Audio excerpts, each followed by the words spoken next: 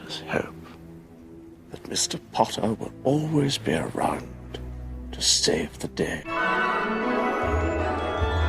Welcome to the Drag Malfoy podcast, made by the fans for the fans, where we talk about fan films, fictions, and theories. My name is Ivy. And my name is Baron LeVay, and we are the Drag Malfoys. Hello! Hi! Welcome to episode 5. Episode 5. I mean, we've got a podcast. We've got a podcast, and if you're over 18, we've got 2 podcasts.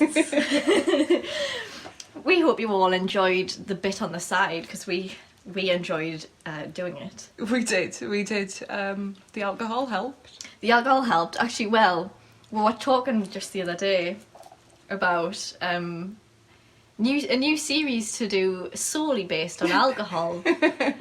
So you'll actually get to see how much of a pisshead we are. Yeah. Hashtag Britain. Woo! And not just Britain, but Newcastle. Northern British. Yeah. We do like the booze. I feel like we've got a whole new level of Yeah. alcoholism Yeah. here. 100%. Today's episode, you'll be surprised to hear, is Life After Fred. It's all about the Weasleys. Who should have never been born? Gingers. Oh, you know what's the TikTok that we did where it was like, we don't give a fuck about no bitch. We don't give a fuck about no bitch. Weasleys are not our topic. No. We've done our best, and we know that the Weasleys are fan favourites. Yes. And we're going to do our best to be as impartial as possible, but that's not going to happen. To be fair, the fan film was pretty decent. Yes, it was. Baron, you haven't watched it. I didn't. I was too busy reading 67 chapters of a fan fiction. Which I have read. She has read, yes. But yeah, the fan film is called Life After Fred. Didn't realise when we picked this that it was 2 minutes long. So I have took a very, very, very, very big deep dive into this. I can't wait. Oh, it's like full on, get the analysing head on. Christy, you would be proud. Here we go, Professor Ivy. Now that's an OC. Class is in session. Also, if you haven't listened to Christy's podcast, do it, because her deep dives into everything are just phenomenal, as always. Oh yeah, and we did have a bet on at how long it would take Christy to go over the 20 minutes. We did. And she did that with this week's episode. Yeah, I thought it would have been sooner, but yeah. We do love you, Christy. But anyway, the fan film. So we start off with sort of like an animation. Mm-hmm. So it's like an animation shot, very good animation by the way, of the table, of a table, who is presumably George's, with voiceovers of Fred and George's quotes from the actual films. Oh, lovely. So that plays over some Harry Potter-ish music. Not the Harry Potter, because copyright. But there's some twinkling. Twinkling. There's a bit of twinkling going on. And so the table, we kind of scan over the table at this point. The table has on it the Marauders map, which still works. Oh, that goes back to whatever episode it was. Yeah, last one, wasn't week? it? Yeah, that the Marauders map didn't work when Lupin died. But it still works in this one, and I did make a note. We spoke about this theory last time. But at first I thought always seems to be tracking his family members. Maybe it's his children. Because wouldn't you do that if they went off to Hogwarts in the place that your twin brother died? But so you would want to keep them safe, especially after losing a twin, to the place that he was sending his kids to. But here's where I was like, is this possible? But I don't think it is. I don't. This was just a thought as I was watching it. Can ghosts be seen on the map? Oh. Because if Because maybe he's hoping to see something I don't know. that he's not going to see. Can we see nearly headless Nick on the map? I'm not too sure. It's never come up. Interesting. Yeah, but I have to look at that. yeah, that's what I thought, and I was just like, we'll see. But I was, maybe he's hoping to see something that he's not going to see. So is this George as an adult now? George is an adult, Right. yeah. I don't know how many years on in the future it is. It doesn't say, but old enough. And I said, like, maybe he's hoping to see something that he's not going to see, which often happens through grief. Mm-hmm. Maybe he hasn't got past the denial stage yet. Yeah, I mean, we'll talk about that in the fan fiction, but yeah. Oh, that fan fiction. Hope you're all ready. So underneath the Marauders map is what looks like another map. And so I did have a little Google. I was like, I'm going to have to find out what map this is. And it is, so I had to Google search wizarding maps. And there's, I did find it. I did Lovely. find it. The exact one, it's a map of Diagon Alley and Nocturne Alley. Ooh. Which I found quite strange because he grew up and worked on the street. Yeah. So you would think that he would know his way around, but what if he was heading into Nocturne Alley? Which is a possibility. I've got a fan theory about that. Yeah. Yeah. There is also a time turner on the table next to the map. Oh. I mean, that's a little bit heartbreaking. It is. And my notes say, then it occurred to me. Then it occurred to you. I was like, oh, this is what's going on here. Or potentially, because there's no dialogue apart from the quotes. Oh. It's just a series of images and different bits. So, very much open to interpretation.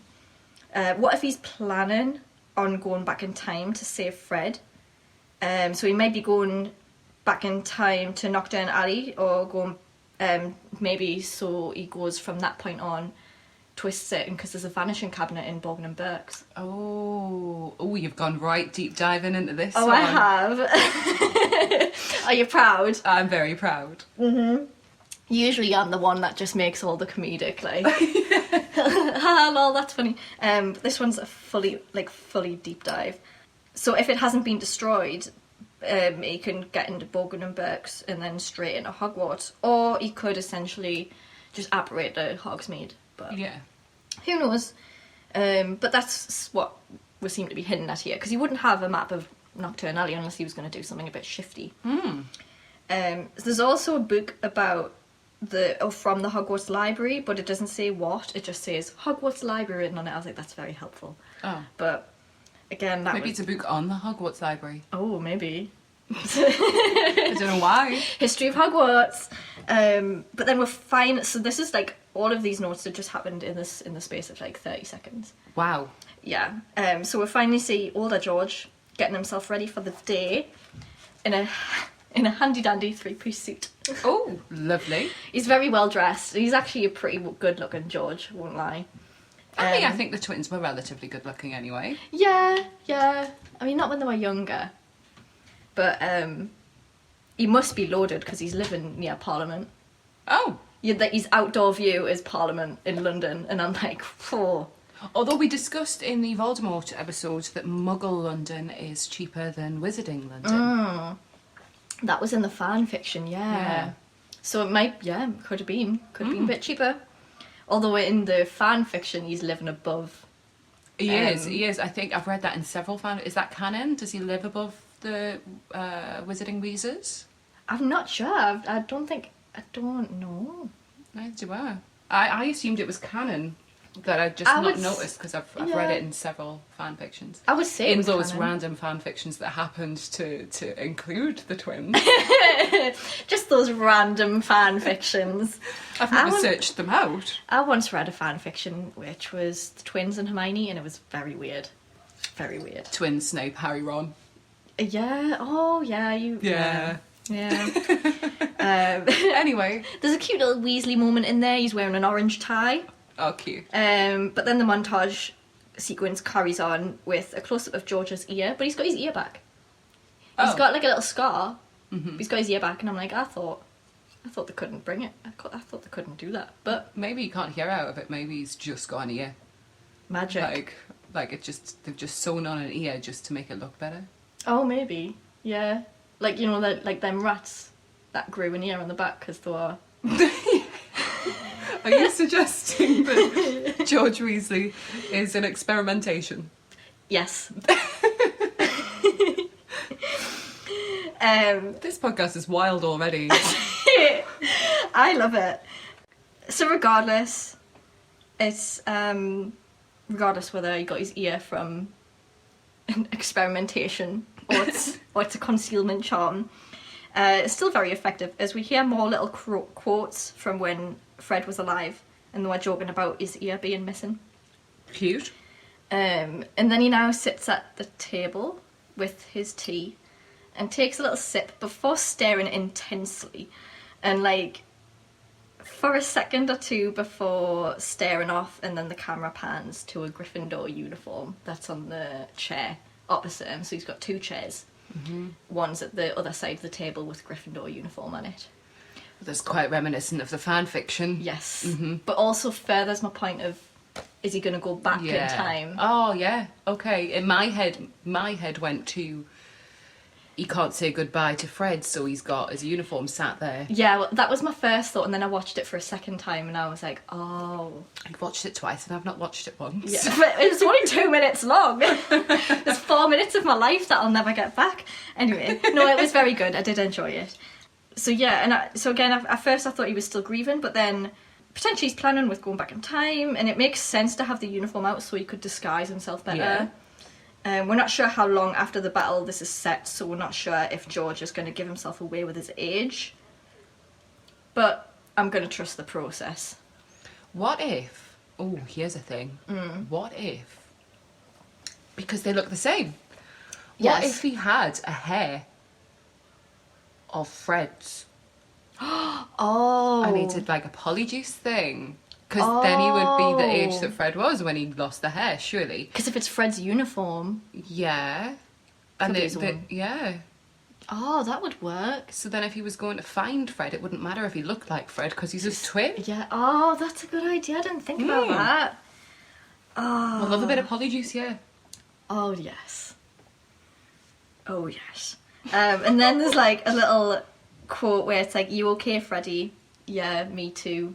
Like in the distance, which was, much as I don't like the Weasleys, it was a very, very, very sweet moment. Very, very heartbreaking. Made us feel things. You felt things? I know. Oh my god. So although there's no lines from the actual actor himself playing George, you can really feel his emotions in the short space of time. He's a very good actor. Doesn't need to say anything, which is probably the most ideal actor you can get. So really, really, really well done on the acting front, even though he just sat there and just stared. Hey, the TikToks that I do that are the best are ones that I literally do nothing and I raise an eyebrow. Or the one where you just pop up for 1 second. Yeah. And you're like, oh. Yeah, someone, oh god, which one was it? The Narcissa one that, it was a Narcissa one and they were like, you're acting. I was like, I did not act whatsoever, but sure. Yeah, someone commented on the one that I did with Clueless Sarah. Shout out to Clueless Sarah, Shout by out the to way. Sarah. She listens to this in her car on the way to and from work. Drive safe. Keep your eyes on the road. Yeah, someone commented on, it was one of my duets with Charity as Snape. Yeah. Saying, oh my god, you're acting. And I was like, I literally stood there and raised an eyebrow.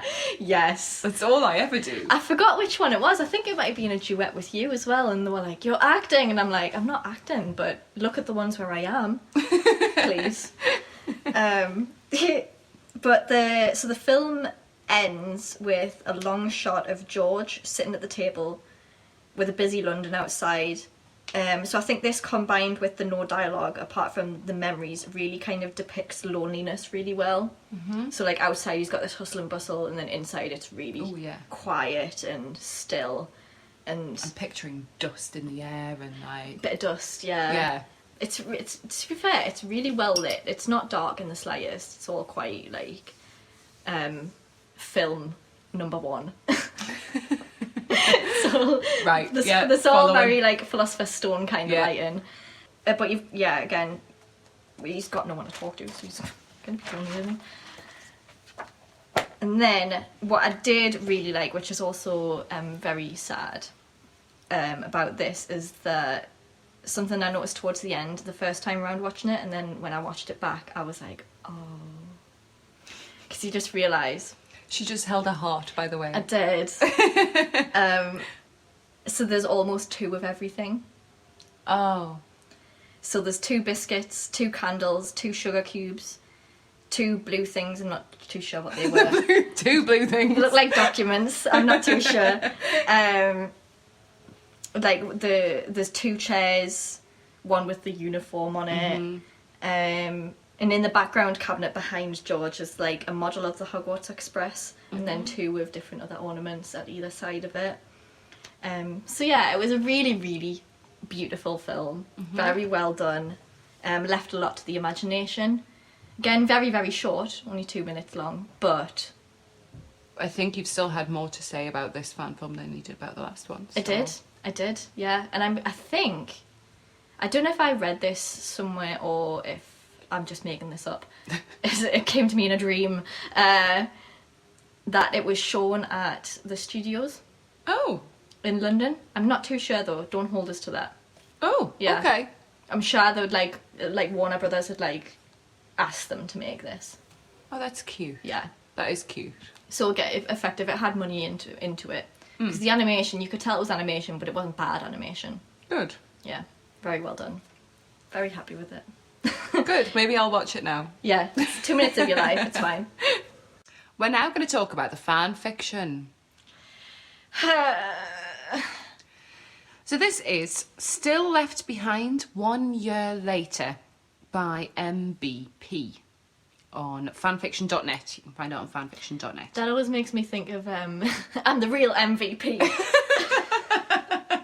Yes. Homeboy. If you didn't know that was us doing homeboy poses. So this was, right, it was written beautifully, the grammar was lovely, the punctuation was wonderful. Everything was fine. Apart from the fact that it was 67 chapters of whinging Weasleys. They just cried. There was not a dry cheek in any of the chapters. No, not a single one. Even in the fluff ones, I'm sure there was a cry. Oh. So this is great. Like, I love a bit of angst, but this goes far beyond that. It wasn't a bad fan fiction as far as fan fictions go. So let's... We've read worse. Yeah, absolutely. Yes, definitely. So let's deep dive into Still Left Behind 1 Year Later. I'm ready. Not ready. So, we start. We discover that we're 1 year on from the battle, and George is still struggling. He doesn't smile. He doesn't really eat. And the Daily Prophet is printing daily war hero fallen in battle articles, and everyone is waiting for Fred's. Oh, dun dun dun. Yeah. Ron's working in the shop with George. So I'm just setting the scene here. Molly is still dealing with everything and trying to be strong. She's got 6 other kids. She has. She has. So Ron is working in the shop with George. He walks in on him one day. Which, like, he acted as if it was the most insane thing in the world. Yeah. But I would think that was pretty normal. I thought that. If you've lost someone, talking to a picture, talking to their grave, or just talking to them in general is pretty normal as far as I'm concerned. Maybe we're the weird ones here, but I think that's totally normal. Does anyone else do this? Because, I mean, it's pretty... I would say it was normal. Yeah, absolutely. I lost a friend a couple of years ago, and occasionally if I'm having a bad time, I will sit and go, Steve, what the fuck am I supposed to do now? Yeah. Like... Yeah, I do the same with my granddad, so... Yeah, I think it's pretty normal, but neither of them wants to talk about it.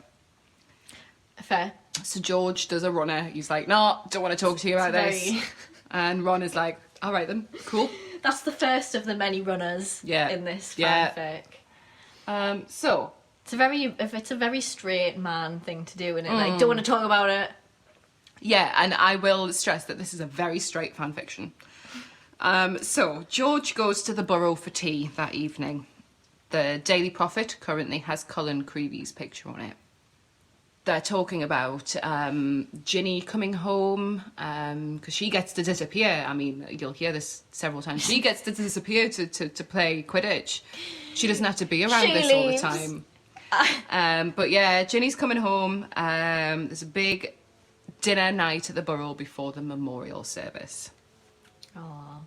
George and Bill have a deep conversation outside during this dinner because George does a runner. Again. Take a shot every time George does a runner. And I have taken note of a specific quote at this moment, which actually, and as much as I laugh about not having any feelings, like there are moments in here that I was like, oh, okay, yeah, I get that. Yeah. So Bill said to George, "It hurts to look at you." He knew how that felt. It was the same thing he thought every time he looked in the mirror. That did. Pulled a little bit at the heartstring. Just a little bit, yeah. Just a tiny bit. Just a little bit. Still don't give a fuck about no bitch. Sorry. So, the next day is the memorial service. You're ready for this wild ride, everyone. So, folks, if I had to suffer, you have to suffer as well. Oh. So it takes them a lot to get to the memorial service. Anyway, Charlie disappears. No one knows where he is, and then they find him in Hagrid's shack because Charlie is working with Hagrid rather than in Romania. In Romania, yeah. So he's working with weird. the care of magical creatures instead. But sure, okay. Yeah, sure, okay. And they find him in the shack and convince him to go to the memorial. So we have some full quotes. I hope you're ready for a dramatic reading of the speeches made at the memorial service. Obviously, everyone's struggling with it. Everyone's crying. First speech is made by Harry. I like how Baron has taken little actual, like the whole speech. Yeah, the whole speech, because you're going to suffer. Posted it, isn't it? It's fucking terrible. So, a year ago today, a year ago today, Teddy, Lupin and I suddenly had a lot in common. In the fight against Voldemort, that little innocent baby lost his parents before he ever really knew them. Just like my own parents, Remus and Tonks were members of the Order of the Phoenix, and just like my parents, they fought for a better world for their child. As we all learned last year, war isn't fair. It takes sons from their parents, brothers and sisters from their siblings, and friends from each other's sides. As Teddy will come to know, and as I always have, it also rips parents from their children. It wasn't fair that these two brave, wonderful people had to die before they could appreciate the end of the terror in which they had always lived. But they died well loved, and they died together. I know that I, personally, will always miss them. I lost my parents when I was only 1, my godfather 3 short years ago, and then Remus, the last faithful friend my parents had. I just have to hope that their names will be remembered for the brave way in which they sacrificed themselves to save this world for Teddy, and this is something that I will never let them forget. The only thing that brings me any comfort is to know that the Marauders ride together again. So I did appreciate that last sentence. Yeah, I was going to say, lovely ending. Yes. I mean, it's not a bad speech. No, I mean, all of the speeches are good, but what I'm saying is if I had to suffer reading it, you all have to suffer hearing it as well. Yeah, and then Andromeda's in the audience. Yeah, Andromeda is holding Teddy at this point, yeah. So that must have been really difficult. I love how he knows what Andromeda looks like. Yeah, I mean, so this is the thing. When Harry went up, he was like, who the fuck do I look like? Who the fuck do I look at? Who the fuck do I look at? Yeah. I'm going to look at this person. And it was... Luna, yeah. Because she looked calm and collected. Like Luna always does, because she doesn't give a shit. Luna just sits there like... literally just in a daze. Like, it seems like she is, for those of you who know what this is, she is the Harry Potter equivalent of Cassie from Skins. Oh my god, she is. Yeah. And even more so if you know that she begged JK to be in the franchise. Yes, she did, yeah. And JK said, if you get better, if you stop having recover from your eating disorder, then Yeah. then yes, you can be in the franchise. And she did. And she did. Well, we say she did. Well. So this is the thing. Here's my little emotional moment here for you folks. I've suffered with eating disorders all of my life, for as long as I can remember. You never fully recover. Yeah. You are always recovering. Because it's the way your head works. Yeah. So I still have those thoughts. Doesn't mean I act on them anymore. I would say the same probably applied to Ivana. Yeah, 100%. And I think, yeah.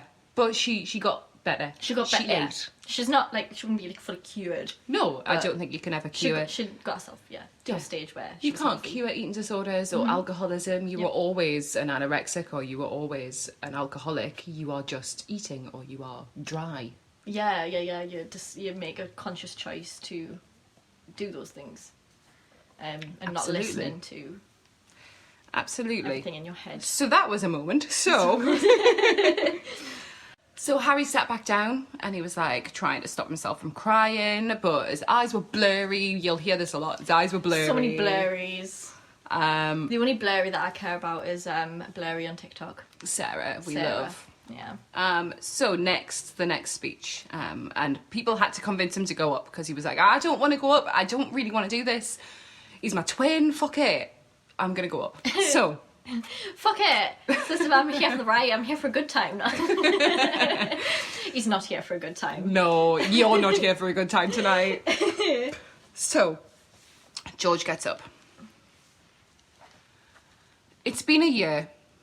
His voice still sounded rough, and he cleared his throat. The attention of the crowd made him uncomfortable, and he glanced down at the podium, wishing for a moment that he'd listened to Ron, that he'd actually written something. He looked back up. It's been a year since the battle that changed so many of our lives, but for me it's been a year of not believing how much my life will never be the same again. Most of you knew me as part of a matched set, Fred and George, the Weasley twins. Well, as just George for a year now, I can tell you one thing for sure. The world is a hell of a lot more boring.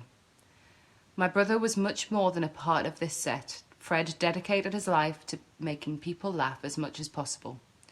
He wouldn't want to make us cry. He'd want us to enjoy the world he died to save. I just don't think that he could ever have known that without him, there's not so much to laugh at. Aww. And then he runs off. Yeah. So when he runs off, Dennis Creevy steps up to the podium. He didn't say much, but Ron runs off during Dennis Creevy's speech. So I will read you Dennis Creevy's speech. And this is the one that I enjoyed. It was short and sweet. And a little bit vicious. Oh my god, quite vicious. So Dennis said, I know he would never regret fighting beside Harry Potter. I just don't know what to say anymore when people ask me if I have any siblings. I wish he'd thought of that. So he's in like the angry stage, isn't he? Absolutely. He's in the angry stage of grief where like he's angry at his brother, he's also angry at Harry Potter. Yeah, so as soon as he's finished that, Harry walks out. Yeah. So now we're missing George, Ron, and Harry. So That's Hermione. 3 shots. That's if you're 3 playing the shots. game. Yeah, let's do that. That's 3 shots there. So Hermione and Ginny have a very quiet chat because no one else is going up at this point because people are like, what the fuck are we supposed to say now? So Dennis was savage and just created such a fully hostile environment. fully trashy, bougie, ratchet. So Hermione and Ginny decide that they need to leave to find Harry, Ron and George. Luna appears behind a tree. And Such a she's Luna like, thing to do you want me to help? Hello, Harry Potter. Yeah, exactly like that. So Luna agrees to help them because 3 people searching for 3 people is better than 2 people searching for 3 people, which was a massive point made in this. Makes sense. Yeah. So Luna finds Harry Potter in the Defense Against the Dark Arts classroom. Obviously, it used to be Lupin's. Yep.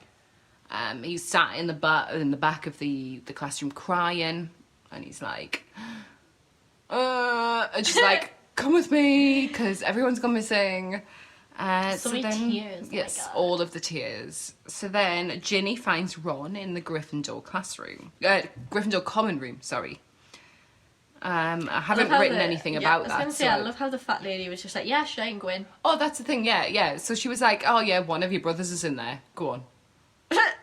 So, yeah. So I wouldn't let you in, otherwise, if it wasn't one of them. But sure.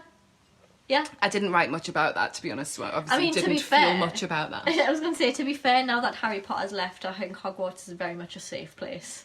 I would imagine so, yes. What happens now at Hogwarts? Probably education. So then Hermione finds George, and he is, he's crying, obviously. And he just says that he wishes he'd told Fred that he loved him. Aww. He says this quite a lot. So many times. So they all go back to the service before it finishes. Yeah. Who's talking at this point? No one. Brilliant.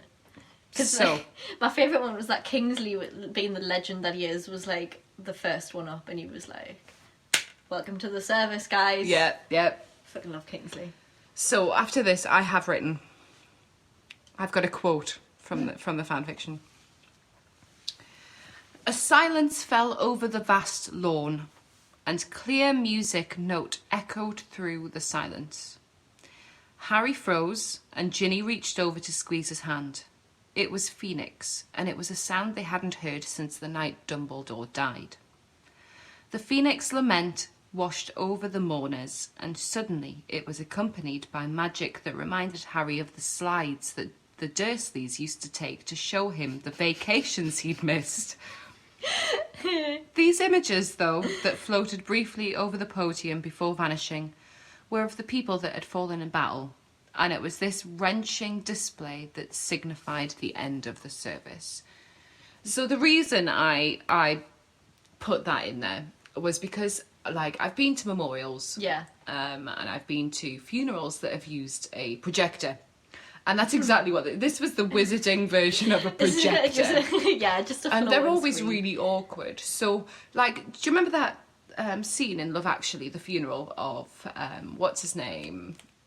Oh, you know what I mean? Yeah. And she's got like images of her that just go through like a really bad slideshow to the Beach Boys. The Beach Boys, yeah, brilliant. But this is exactly it. I've been to a memorial for a family member and it was very similar, and it's cringy. I mean, it's nice, we understand it, but it's cringy. Yeah. And it just made me cringe a little bit, because I was like, maybe the Phoenix Lament is like the Beach Boys, like...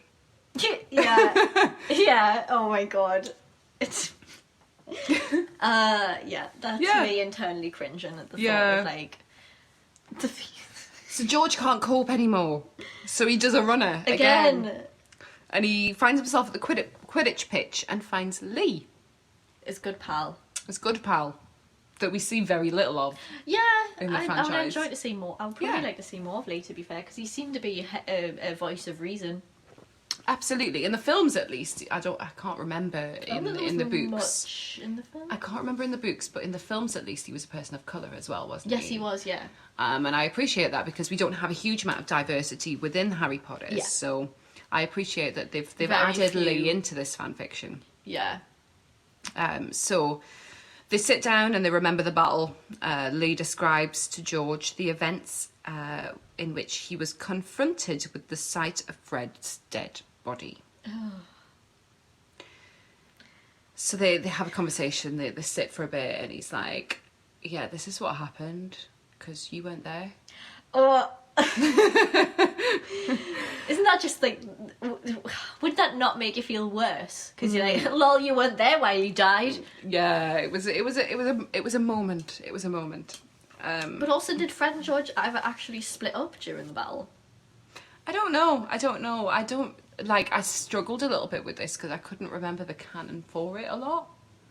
Yeah. Mostly because I don't really care about the Weasleys. We don't give a fuck about no bitch. I mean, I know all of you love them, Yeah. because you're all in love with the golden trio plus the extras, and I love that, and I do appreciate that, and I do appreciate that the twins are probably, we've said before, Molly and the twins and maybe Charlie are probably our favourite. I enjoy Bill. Bill, yes, okay, I appreciate Bill. Yeah. Not in this fan fiction, but I appreciate No, not in Bill. this fan. But like we appreciate the characters, but they never resounded with us. Yeah. This is the problem we're having in this episode. We enjoy The villains. The villains. Always the villains, or the characters that really sit in the grey areas, like Severus. like Severus, like Snape. We'll have a good deep dive into Snape. Yep, always. Had to throw that in there. Of course. So, the Quidditch team, they all decide to go to Fred's grave. George accompanies. Yeah, so you've got like Oliver Wood, Katie Bell, is it Angelina? Angelina, yeah. Angelina. I couldn't remember any of their surnames because they didn't mean enough All to I know me. is that I'm sure it's Angelina Johnson. Oh yeah, and Katie Bell. Only know Katie Bell because of the films, and like she wouldn't hurt anyone off the pitch. No, I'm not interested enough in their surnames to know. Oliver Wood, because I play the Quidditch pitch, and Oliver Wood has a thing. That as well, yes. So everyone's emotional. Katie and Alicia say... Oh, there we go. Alicia. Don't know her surname. say heartfelt things. I haven't written what they've said, but they said heartfelt things. ... Oliver is toxic masculinity at its finest. Oh, he is, isn't he? Yes, he looks down at the floor, hands in his pockets, like, I'm not gonna reveal that I have emotions because I am a man. It's like, I'm not gonna cry. So George disappears again. Again. Yous are all gonna have liver failure by the end of this. Yeah. Sorry, not So sorry. Katie goes to find him. She finds him further in the graveyard, and he loses his temper with her when she says that she understands. Because how could anyone understand the grief of losing a twin? Then they kiss. So this is a moment. This is a moment. So This they is kiss. definitely a moment. Because doesn't George then go, I feel alive? Yeah, so Katie argues it's a bad idea. And then George says, quote, "But Katie, you just made me feel more alive than I have in a year, and I can't think that that's a bad thing." They argue some more, and George reveals he's angry at Fred and hates himself for it. And then Katie kisses him again. This is toxic at its It's so toxic. This is not a good relationship. Because it's literally like he's using her. To replace Fred. Absolutely. 100%. So anyone who believes that this is lovely, no. No. This is toxic. If you are under... So if you are under the age of 16 and you think that this is how relationships are forged, then you are monumentally incorrect. Please don't ever do this. Ever. This is not how a relationship should start. You should not start a relationship in trauma. Exactly, yeah. I don't know about you, but my relationship started first with a friendship. Absolutely, and I think that's the case with a lot of people, unless they're on Grindr or Tinder. Yeah. And I think relationships that start in person start as a friendship. Yeah. Fun story, actually. And I mean, we can say that maybe like they were a friendship beforehand. Yeah. But we don't start a romantic relationship when you're dealing with a fucking trauma. Yeah, and in the middle of grief, and he's like, "You've made me feel more alive," and I'm like, "No, you're replacing that hurt with something." You feel like you need a second person. Yeah, and she's gonna feel very used maybe at some point but 2 years. I mean, I get it. Like, he was a twin all of his life. He had that other person. Yeah. He's gonna want to need to feel that second person with him. Yeah. But fucking hell. I know. No. Do you know a fun story? Go for it. A year ago today, me and Frida spent the weekend together at Drag World. I saw that on Instagram. Yeah, the first time we'd spent prolonged amount of time with each other. And I was like, I tweeted out, it's the first tweet I've made in months. And I was like, a year ago today, me and Frida spent the weekend together. And now look where we are. Yes, but you've not actually been in a relationship for that long. So Since- 6 months, maybe? Well, tops. officially since December. Yeah. However, we were like, were we ever not in a relationship?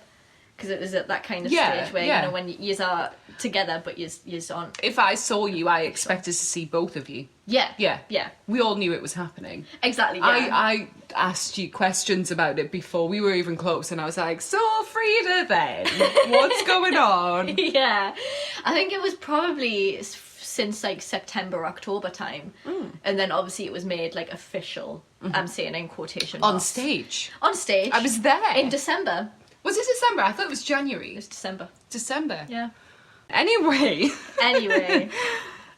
The next afternoon, a few of them go shopping and end up in a pub. Manly pub. The only reason George went shopping in the first place is because he thought he might see Katie. Oh. So George, because he hasn't seen Katie the entire time they've been shopping, sits in the pub and drinks 7 pints of butterbeer because he wanted to run into Katie, but he didn't. I love how this makes him absolutely plastered. I know, right? My sweet summer child. We're sitting here drinking a bottle of gin and we're fine. And now it seems that he's trying to replace Fred with Katie, which I've got written. We've already discussed that. Yeah.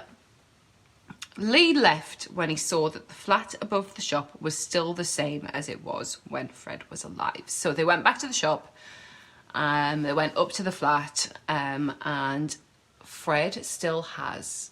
George still has a bed made up for Fred. This is what I find a bit weird. Like, I get it, like, twins being raised together. Yeah. But when you reach a certain age, do you not want to have your own space? I know twins that don't live together. Yeah. Yeah. I mean, I know they had the business together, and it would make sense if their flat was above the business to have the same bedroom, maybe. But that's like... But what if... just... Then you put a thing on the door, you put a sock on the handle, don't you? Yeah, but where's the other one going to sleep? They're like, oh, that's me on the corridor for the night. I'll sleep in the shop. So, yes, that happened. So he leaves and he happens across Katie. Oh. And Katie's like, I don't know what you're so annoyed with me about. And Lee's like, 'cause there was- you knew that he wanted to see you today. And she's like, how the fuck was I supposed to know that? There was literally nothing said. Like, he didn't even go No. like, oh, meet me here. Like, there was no plans made. So she genuinely didn't know. But George was like, oh, she's usually out every night. Yeah, she's usually out. I mean, what kind of person is that anyway? Who's usually out every night? So, Lee convinces Katie to go back to the flat above the Weasley shop. He has warned her at this point. Yeah, he says, you know, the bedroom is exactly the same. And she's like, it's fine, I'll deal with it, it's Yeah. fine. Yeah. And he makes a point of saying, you don't need to fix everything, you just need to be there. So she goes to find George. Yay. And that's a moment, and they have a moment, and they kiss again. Well, I and thought it was going to be a ... moment, but it's not. I think that's just me being... yeah, she goes to find him. And, like, it's just... That's the most romantic... I mean, there's an engagement, but that's the most romantic thing about it. Spoilers! It's not their engagement, don't worry. So then, right, the next day, George goes to Shell Cottage to visit Bill and Fleur. Ah. So... I know exactly what you're going to say. He's like, right, okay, we're going to take Victoire out for a walk. Who and Molly's decided to call Vicky. Yeah, Molly has decided to call Vicky because, you know, she's working class British. And that is a very working class British name. She was like, Vicky. She was like, who would call a baby Victoire? I was like, who would call a baby Vicky? Who would call any of their children old man names? Fred, George, Ronald, Charles, Bilious, William. I can't. But yes. Here we are. So they take Victoire out for a walk and they stop at Dobby's grave. And here's another moment. I don't care about Dobby's death. We don't give a fuck about no bitch. Yeah. I couldn't give a shit. But He upsets Bill by asking him why he lies about it getting easier. So he's like, why do you lie about it getting easier?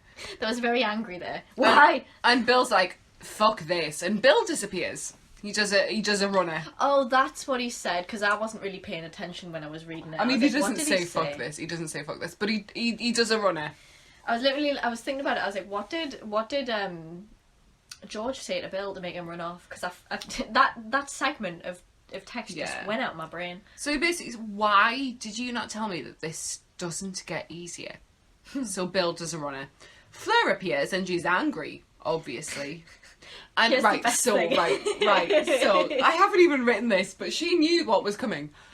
So this author wrote Fleur in a French accent. But she'd written it phonetically in a French accent. So I haven't written it, but it was like, where is Beale? And I was just like, no. Beale. No. You know what's the worst part though is that she wrote that, but then she didn't keep it up. No, she didn't. So it went from basically being, so if we're going phonetically, from French to English, and you're like, well, is she English now? Yeah. If you're gonna do it, keep it up. Or just don't do it. We know that Fleur's French. Didn't JK do it? I don't know. I don't remember that much. Shit, fuck her.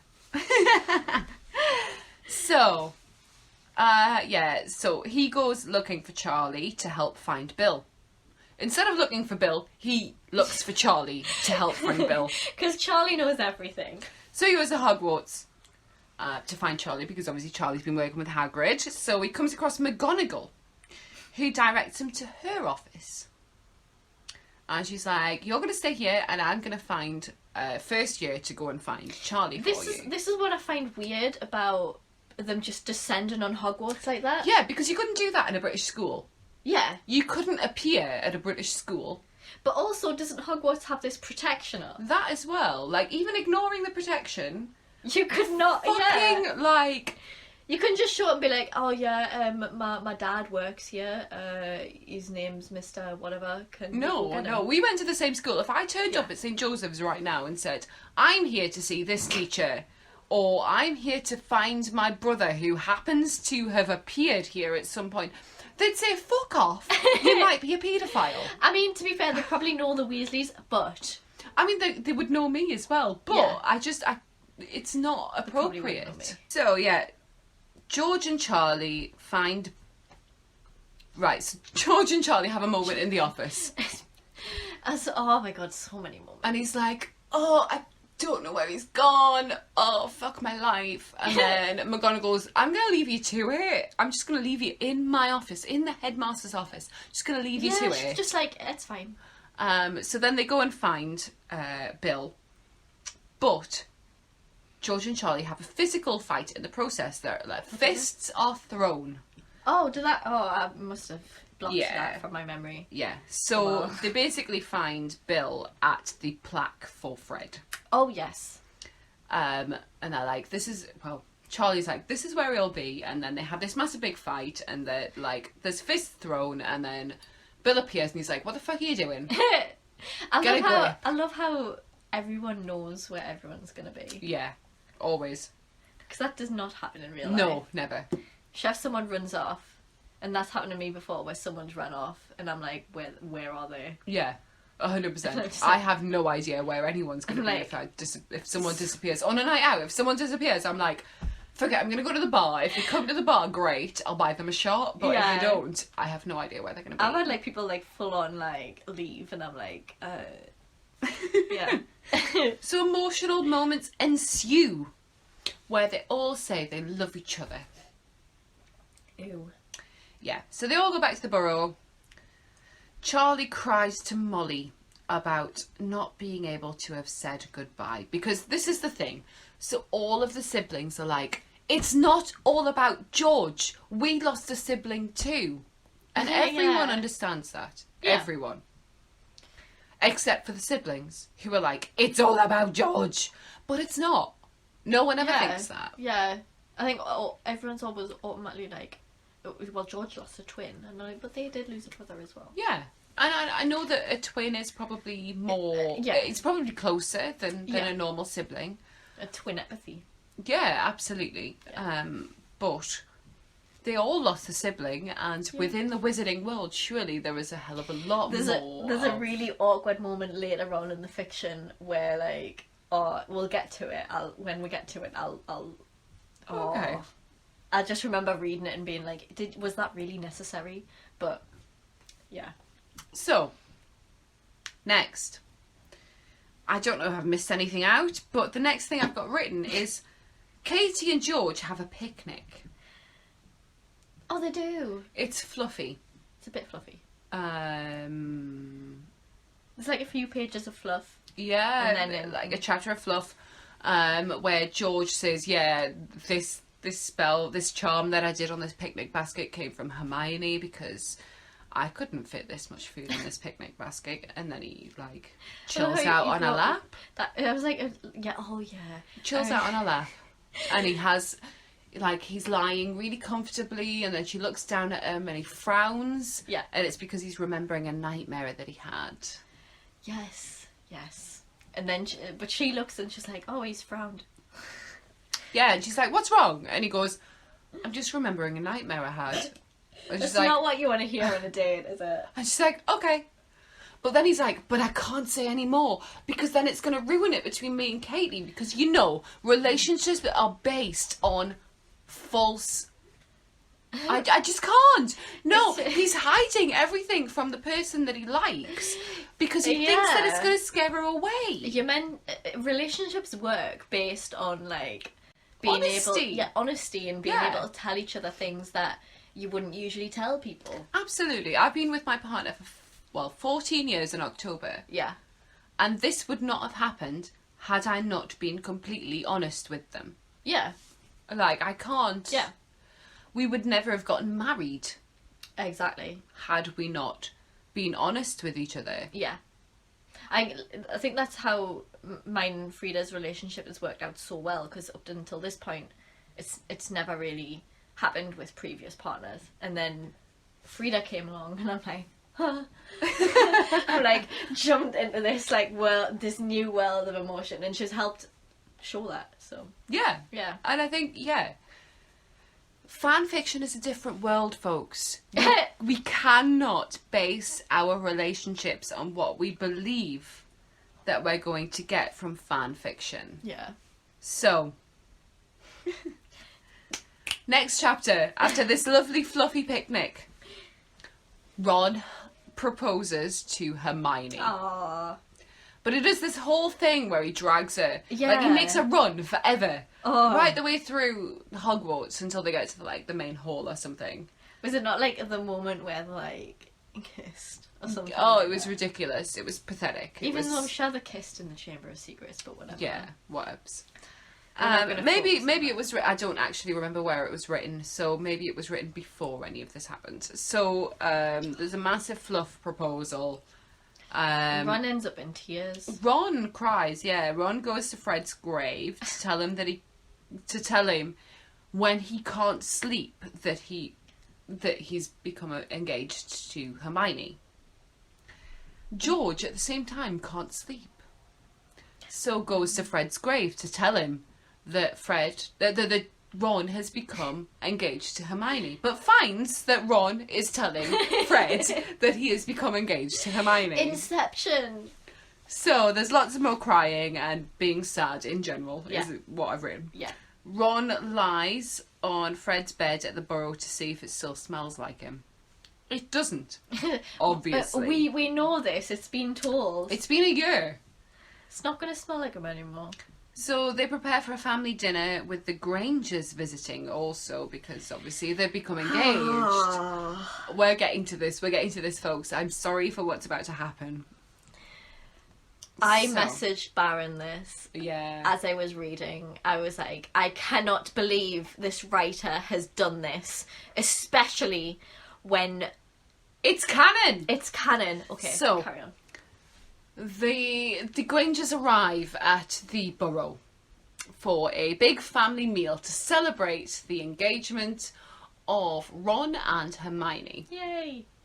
The Grangers include Hermione, Oh. Carol, and Richard. So out of everything that has been written, this is what I have a problem with. Canon, it's Jean Granger. And what's the dad's name? I couldn't remember the dad's name. I'm gonna look at Holden's She's gonna account. look it up. She's gonna look it up. Holden's done the account. You could just look it up on I mean, I could, Google. but it might be easier. Rupert. Rupert. Of course, it's Rupert and Jean. Gosh, too much shit. I know. It's the lemonade, I think. The lemonade's very fizzy, but also I poured a lot of gin. Yeah, lots of gin. We're half a bottle down? Yeah, Just over. just over half a bottle. So Arthur makes a very sweet toast about the happy couple. Yeah. And then Rupert makes a comment. So he puts his foot in it. And he says, "I'm glad Hermione's marrying into such a big family," Richard said, trying desperately to alleviate the tension he didn't fully understand and start a normal conversation. "I never had siblings myself, and I've always been sorry that we didn't give Hermione any. It's nice that she'll have 6 now." This is what I had a problem with. This is what I was going to mention before. Carry on. So it had the complete opposite effect. Without a word to anyone, George bolted from the table. Katie turned white but stayed in her seat. Richard turned around in utter confusion. No one spoke for a moment until Bill said stiffly, "We used to be 7. So that's what I had a problem with. You have these guests come into your home, and it's a big celebration, blah, blah, blah. They know what's gone on, but they don't know too much. Yeah. Suddenly, Bill has made it very, very awkward for them. Yeah. By being like, "We used to be 7." Like, who Yeah. in a normal conversation... I mean, George made it awkward by leaving to begin with. Yeah. But also, Bill just made it extra awkward. Yeah. Who would say that? "We used to be 7." I mean, no one British would say that. So I Yeah. don't know whether or not this writer is Like, from a different country. Yeah. But no one British would say that. And Yeah. this is where this is based. Like, I have a sister who's older than me, but she died when she was a baby. I didn't know this. Yeah. See? Yeah. Okay. I didn't know her. I never met her. She's older than me, so she died like a few months in, and then I was born. So yeah, like it's just never. Whenever someone's like, "Oh, have you got like siblings?" I'm like, I just usually say my brother, but like obviously, I know that I'm part of 3. Yeah. But like, it's never like, I'm not going to make it awkward for someone when I'm like, "Yeah, I've got 3, but my sister died." But would it make a difference if your sister had died when you had known her? Because that's the question, isn't it? I have several siblings Yeah. from my mother and my adopted father. Yeah. I mean, if someone had asked, and if someone had asked there and then, "Oh, how many siblings have you got?" But at a dinner table when there's a celebration going on, Well, this is the thing, isn't it? It's yeah, British politeness. You don't mention it at a Exactly. dinner table. You wouldn't do that. I just find that a bit wild. Like, of course, I'll mention that I've got a sister, but no one's ever really outrightly asked us, "How many siblings do you have?" Yeah. Because I've never really, because obviously I didn't know her, I never really had the thought on to say. Yeah. It's like telling people like, "Oh yeah, my granddad's died," Yeah. in like a random. How many grandparents do you have? You don't ask that at, Yeah. a dinner table. Yeah. Yeah. Yeah. So that's just my thoughts, trials and tribulations of that. That's what I had a problem with before when I was saying. Fair. Understandable. Yeah. So Harry goes to find George. Yeah. I know. And George doesn't understand why Harry's there, to be fair. Until George says, "Why hasn't Fred returned as a ghost?" this was a lovely moment. It was. I So did enjoy this. I have copied this entire moment, so you're going to get this. It's lovely. So, Harry says, back when Sirius died, he began and then he had to stop. He waited, blinking hard, trying not to remember that time too clearly, trying just to get through what he knew, what he had to tell to George. He started again. I ran into nearly headless Nick on my way down to the Great Hall a couple of days later. I stopped him. I wanted to know when I could expect to see Sirius. I was sure that if he had the option, he'd take it and he'd be back to talking to me in no time. He wouldn't just leave me alone like that. He had to stop again. As much as he was trying to talk and not remember, it wasn't working. Sorry, folks, we're half a bottle of gin in. I'm trying. I'm feeling it. He was suddenly reliving those awful days when he'd never felt more alone. His own eyes were burning, but he knew he had to continue. George was listening. So I saw Nick, and he said that Sirius wouldn't be coming back. That not everyone does. He said because he was afraid of death, but he said that because Sirius would have chosen to go on. And it took me a while, George, but I think that's the good thing. I think it's good that George wasn't afraid of death. Fred wasn't afraid of death. Sorry. Fred wasn't afraid of death. I have to think that it's good that he's not stuck here for my sake. I don't want that for him, and I can't imagine that you would want that for Fred. George was frozen, but this time it was with shame. It was a long time before he was able to answer. When he did, he tried to talk around the lump in his throat. Thanks, he said hoarsely. I don't know any of that. No, I didn't know any of that. But did you feel bad that you'd wanted it? Did you feel that you disrespected Sirius by thinking that he'd wanted that? Harry shook his head and then he realised that George hadn't looked at him. No, he said. Why would I feel bad when I didn't know anything about it? Of course. If I'd known what was meant to be a ghost, I'd never have hoped that he'd become one. But I didn't know, just like you didn't. There's nothing to feel bad about. I feel like that was a turning point for George. It was a turning point in the entire fiction, to be honest. Because I think everyone at this point is like, I certainly thought this of like, oh, why wasn't Fred a ghost at Hogwarts? I thought it as well, because I thought mischievous, it'd be great fun. He'd be like best friends with Peeves. Absolutely. And the Baron. He'd have been we love Baron, Absolutely. They return back to dinner, and everyone leaves after dinner. But Ron petulantly trashes his room. And I've written petulantly because the way he does it is so like a petulant teenager. It's unreal. I was gonna say it's very like teenage rom-com where one of them gets, and they're like, I'm gonna pull this from my wall. I'm gonna throw this on the floor. It's very Regina George when she's like, 100%. This girl is a. Yes, is a fugly slut. Yeah, 100%. Do not trust her. Yeah. Anyway. So one of I haven't even written this bit, but one of the brothers goes to see Ron in his room and he's like, you need to fucking chill, mate. You need to chill. Who it's was fine. It? Was it? Oh I feel like it was Charlie. It was Charlie. Bill. Because they got really angry. Charlie was furious. So next we have some fluff.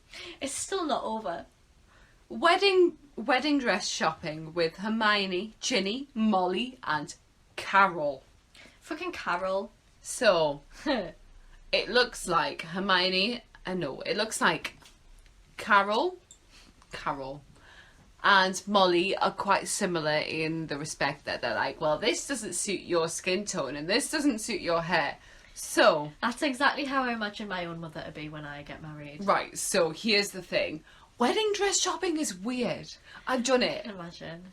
So I expect to spend many, many months wedding dress shopping. Yeah. And I actually found my wedding dress on Friday the 13th. Oh my god. Yes. Love of course, that's perfect for me. A goth. Yes.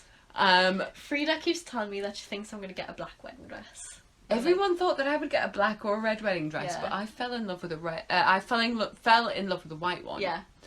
Not even an ivory, a white one. And it wasn't even the kind of wedding dress that I would fall in love with. I hope that we would discuss this, actually. Yeah, because you got like a full-on like princess dress. I've got a princess dress, yeah, like a full-on corset bodice with all of the lacing and the beading. A beautiful lace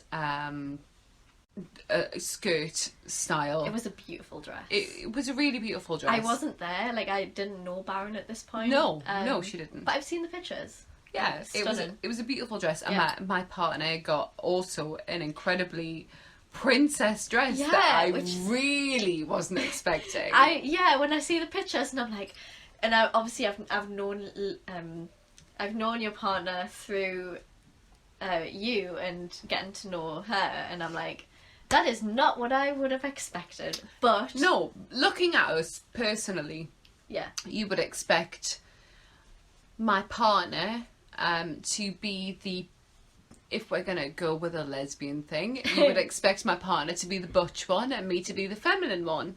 But actually, personality wise, it's the complete opposite. You grew your hair for your wedding. I did. I grew my hair for the wedding. I had a short haircut at the time. I have a short haircut again. Mm-hmm. I spent 3 years growing my hair long for a really beautiful, like, vintage wedding style. And it was stunning. Like, I obviously I wasn't there, but like I've seen the pictures, and it was honestly such a gorgeous wedding. I'm not even gonna lie, I know it was a beautiful wedding. Yeah. I know that. But wedding dress shopping is fucking weird. So I went shopping before my wife did. This is the first time I've said wife, actually. I've always said partner, because I've always been very careful about that. So I went shopping for my dress before my wife did. I think I actually went for 2 shopping days. First day I got nothing. Second day, was Friday the 13th. I found 2 dresses that were... This is my favourite story. So I couldn't choose. So when people say, you know the dress, I knew 2 dresses.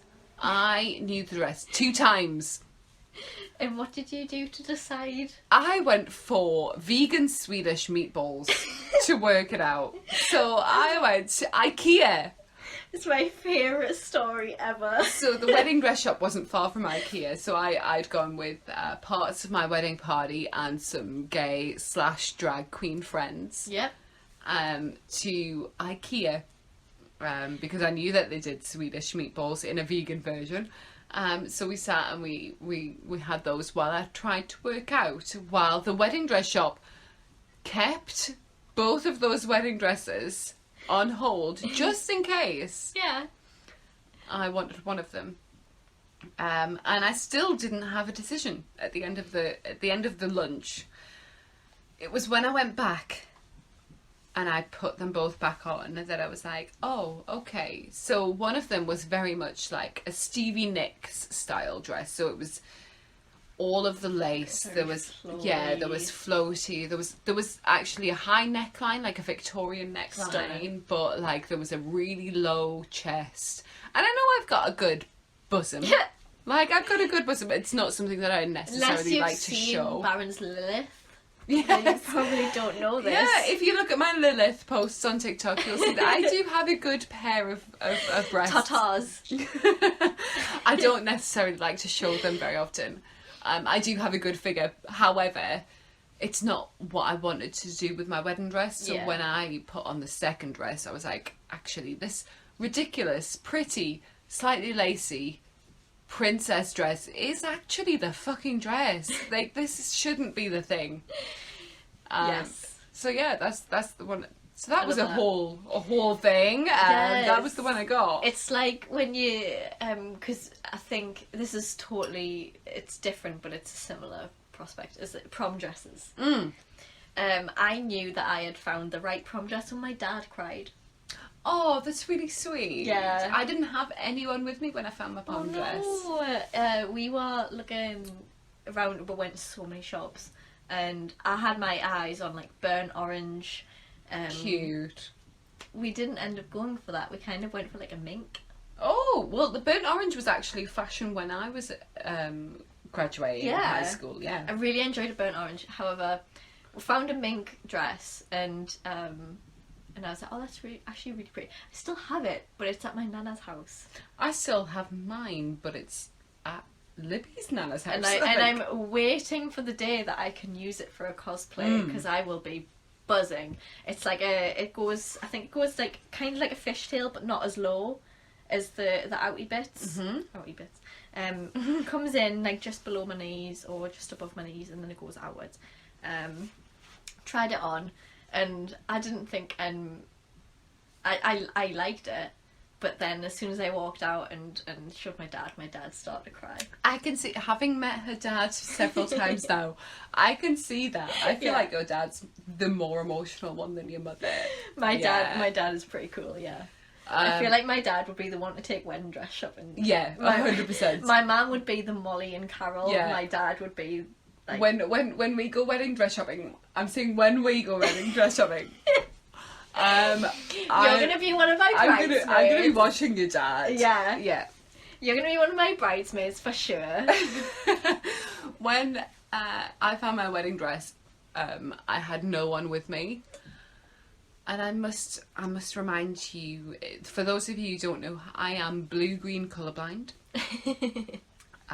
Oh, this is why you had a problem with it. Yeah, okay. So I had a dress that I thought was like a grey.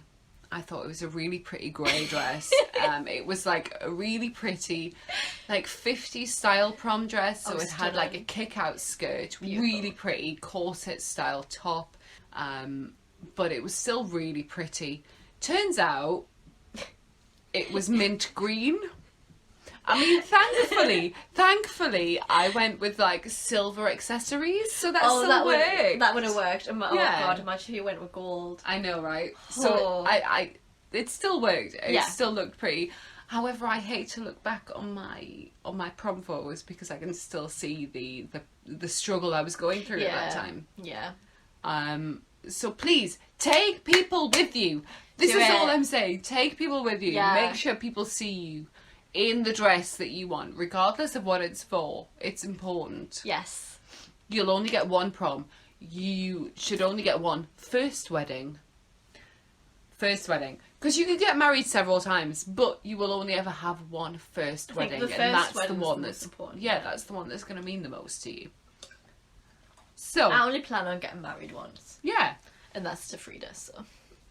Oh, love. Have you just proposed to Frida on a podcast? She doesn't listen to them. So, wedding dress shopping. I think actually we've done all of this, but I'm drunk, so it's fine.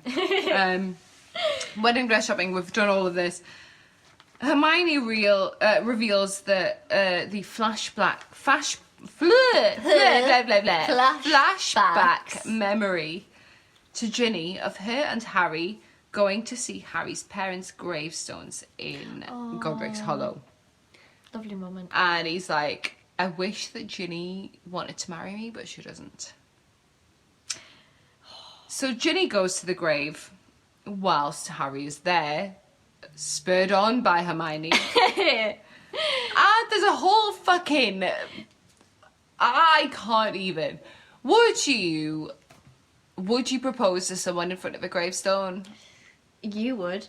I mean, I live for the gothic life, but even I wouldn't propose to someone in front of a gravestone. I think in front of a gravestone, disrespectful, especially someone's family. If you're proposing to someone,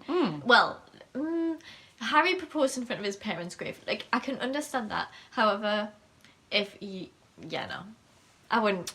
It feels really disrespectful. It does, yeah. So that all happens. And then Ginny says yes. Yeah, Ginny says yes, obviously, because she's like, hello, it's me. And then Harry goes, hi, this is my future wife, my mother. Oh, it's so cringy. It is really cringy. So that all happens. And then Harry asks, the day after, Harry asks Ron to be his best man, expecting Ron to ask Harry to be his best man. Yeah. But then Ron says, actually, you're one of my groomsmen, but actually I want George to be my best man, which is completely acceptable because he's his brother. And I think Harry accepts that as well. Absolutely, which is a really good thing. It's not massively made note of, I think, but Harry completely accepts it. Yeah.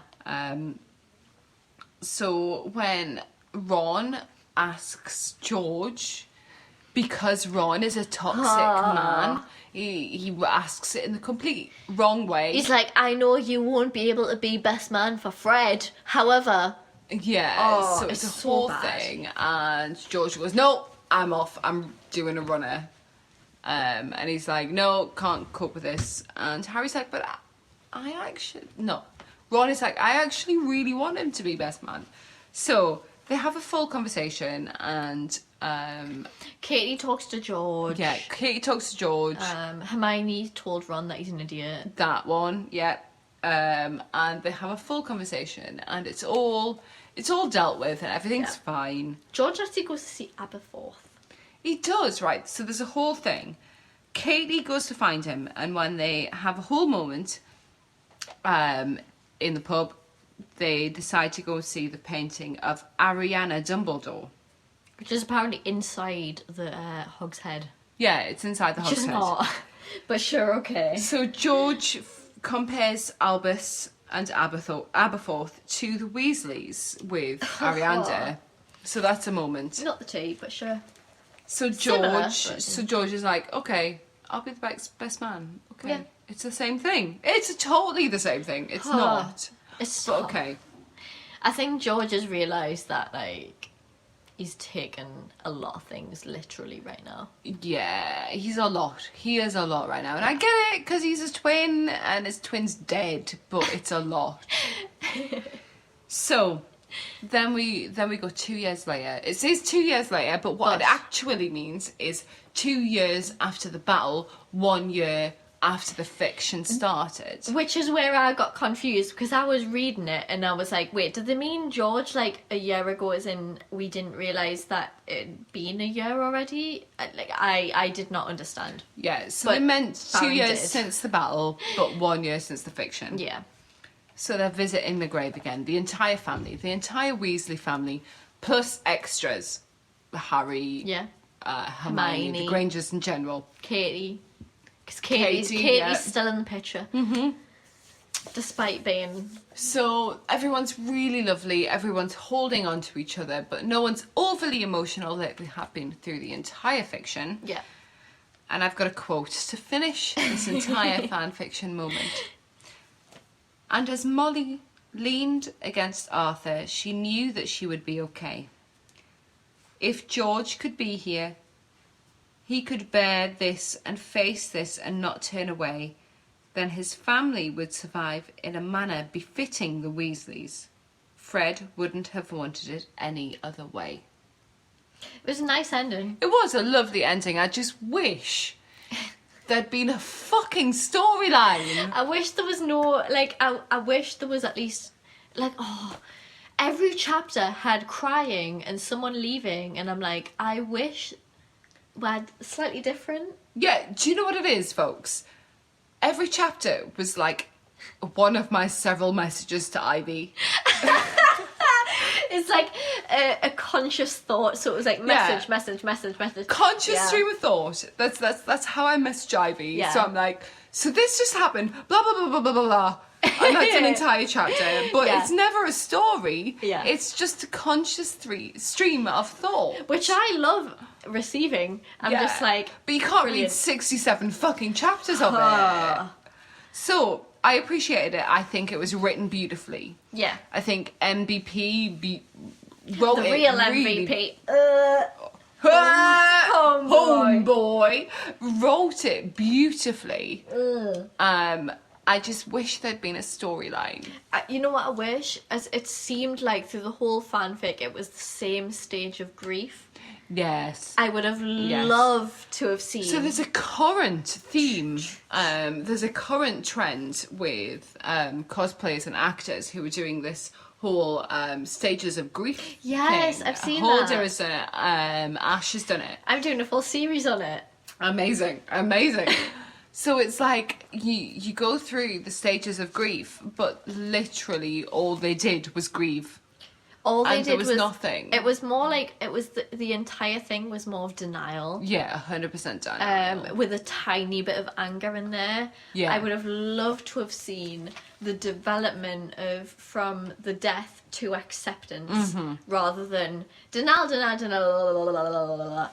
anger, acceptance. Like, I would have loved to have Yes. seen the whole, like, all of the stages. But what I must add, as a Malfoy, As a Malfoy. they had several children. Just get the fuck over it. As so one of my captions in my Bella video was, you've got loads of children, what does one less matter? I know, right? Just get the fuck yeah, over it. so- and maybe that's our lack of adulthood, but that's even less of a lack of That was- adulthood than a lot of you I listeners. would say lack of I just don't like children. No, that as well. Should we move on to fan theories? Well, fan theories. You've So, got... I'm going to start first. Oh, this is I the went best. full out on the love fan this. theories because I actually really enjoyed the Weasley fan theories. Mm. So, I have the royalty Was fan this- theory yes. first. So I have the crux of the theory is this. I've copied this directly. J.K. named Fred and George Weasley, Ron's older twin brothers, after British royalty, which doesn't sound like a big deal at first until you connect the dots and realise that it is true. It predicts Fred's eventual death. Yes. Here's how. King George III was deaf in one ear. George Weasley lost his ear in the Battle of the Seven Potters. Mm-hmm. King George III also only took up the throne after his father, Prince Frederick, died unexpectedly. Yeah. All true Harry Potter fans know that Fred died far too young during the Battle of Hogwarts in the final book. Yeah. Bottom line, if J.K. Rowling named Fred and George after those British royals on purpose, she knew from the get-go that Fred would eventually die. I feel like she would have planned everything. Oh, 100%. We don't like the bitch, but... But she did a lot of research into Latin. Ivy lived in Scotland for a while. Did. Mine and my wife's second home is Scotland. Yeah. We spent a lot of time in Scottish graveyards, knowing exactly where the names have come from. Yeah. I think it's very I like that understandable. theory. Yeah. It's not confirmed nor denied by JK, but I really enjoy this theory. Yeah, absolutely. It's... I am a slut for history. We were talking about this over lunch, and we were talking about like different things and religions and stuff and cults and shit. Fucking fascinate me. So yeah. What's your first theory?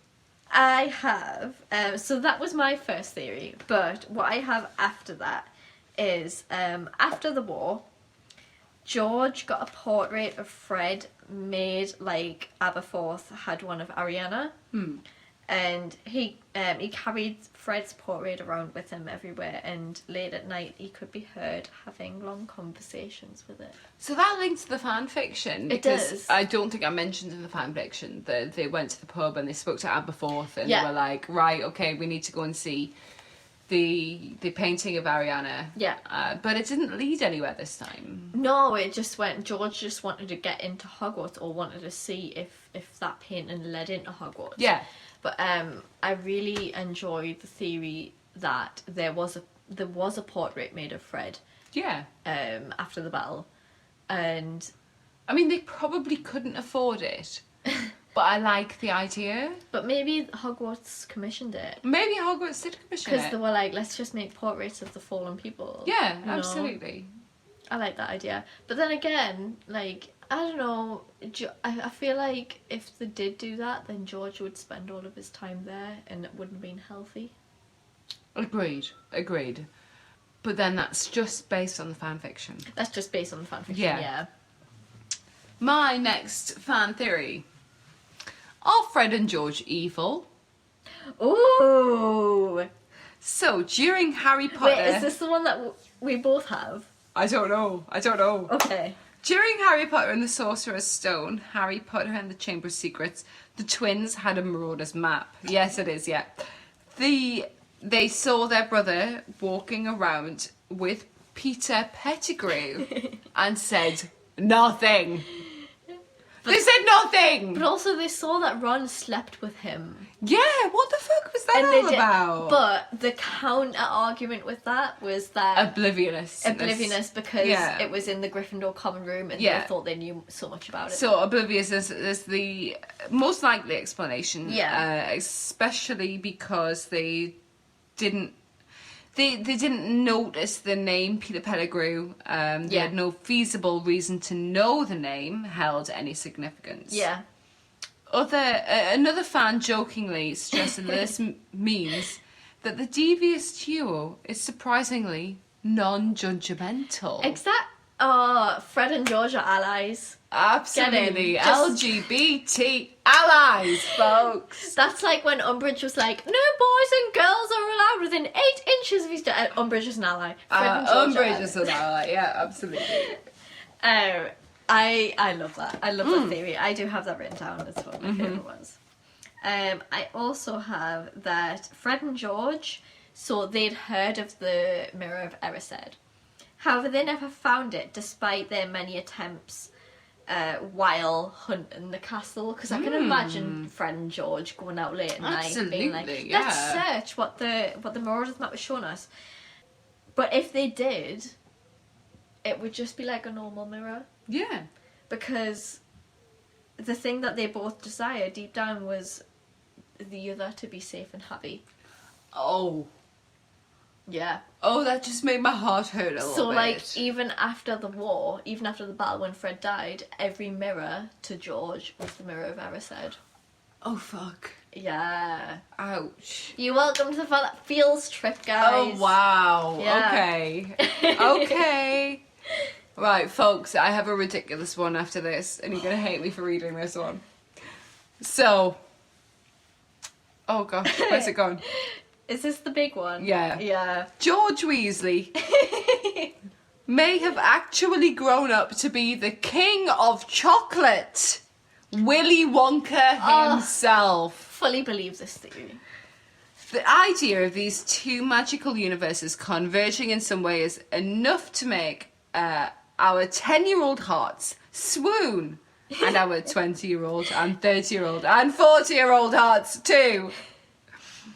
Though, ultimately, I'm a Harry Potter fan.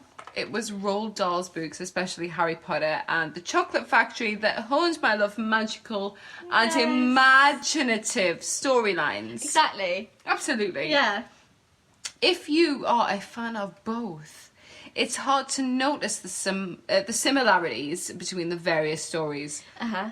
Of all of the fan fiction and the fan theories out there, there is this one is so light-hearted it gives an inkling to the hope for George Weasley. George Weasley, whom we know that suffered through one of the greatest losses. Yeah. During the Battle of Hogwarts. Yeah. Consider. George Weasley, whom we know suffered one of the greatest losses of Hogwarts, under terrible control of pranks, to have a knack for business.